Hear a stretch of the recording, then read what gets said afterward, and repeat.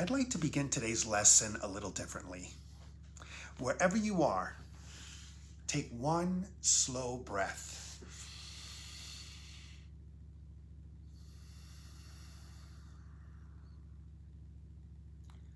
And another.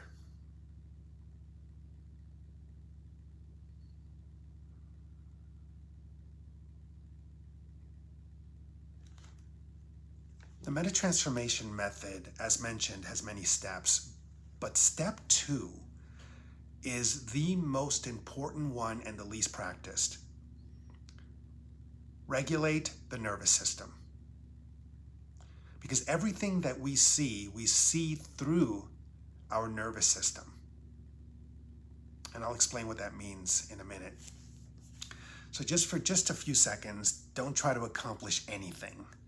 Don't solve anything. Don't even try to become more peaceful. Just be here. You know, it's amazing how uncomfortable stillness can feel. Almost immediately, the mind wants to plan, analyze, remember, worry, do something, anything, but simply be still. And yet today's lesson suggests that we've been searching for has never been hidden from us. We've simply been too busy to notice it. Lesson 202 is actually very simple. I will be still an instant and go home. Notice Jesus doesn't ask us to struggle our way home. He doesn't say that we should become worthy enough or spiritual enough or enlightened enough. He asks us for one thing, one still instant. And that stillness reveals our true purpose. And what is our true purpose? I'll tell you what it's not. Our purpose is not to make more money so that we can get out of debt. Our purpose is not to have a great relationship. Our purpose is not to feel healthy. Our purpose is not to be noticed and recognized in this life, to make a mark. We believe that those are our purposes and it leads to suffering. Our purpose is no matter what comes your way, no matter what experience you have, to decide to be a conduit for divine love. Unencumbered, unrestricted, no resistance, free. Free to be a conduit for divine love to flow through you and to the world.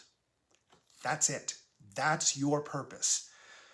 So, if you get a promotion and you're making a lot more money, how can I extend my love in this moment? If you lose your job, how can I extend my love in this moment? So no matter what happens in your life, you are not caught up by the interpretation or definition of what it means, but instead you ask the question, how can I extend love in this moment? You know, sometimes the greatest distance that we can travel is the few inches from our racing mind that can interpret our purpose one way to the quiet presence of God that is always present, but that we are blocking.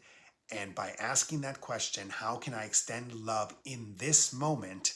We then open the channel for that energy to flow unencumbered, to be a conduit. Have you ever noticed that when life becomes overwhelming, though, your first instinct is usually to do more, to think harder, to fix the problem, control the situation, find the answer. That is what we seek to do. We believe peace is something we have to achieve. This lesson tells us that peace isn't something that we create. Peace is something that we remember when we finally become still. We remember to ask that question. How can I extend love in this moment right now, but we must be still just for an instant in order to respond from a place of love. And most of us don't lose peace because it's difficult. We lose awareness of peace because our minds never stop talking. The ego is constantly offering commentary. What if this happens? Or what if they reject me? What if I fail? What if things never get better? It convinces us that staying mentally busy keeps us safe. But the truth is, it only keeps us distracted. Jesus offers a completely different approach. He doesn't tell us to solve every problem. He simply says, be still an instant, not an hour, just an instant, because one genuine moment of stillness is enough to remember what fear has caused us to believe, that we are separate from God and that we must do it on our own, that we must accomplish and achieve and grow on our own. The paradox in all of this is that as you become a conduit for divine energy to flow through you, you move through life in a way that brings everything to you, because you're coming from a place of giving and extending rather than taking. And all is shared in equal measure. As you give, you receive. So that's lesson 202.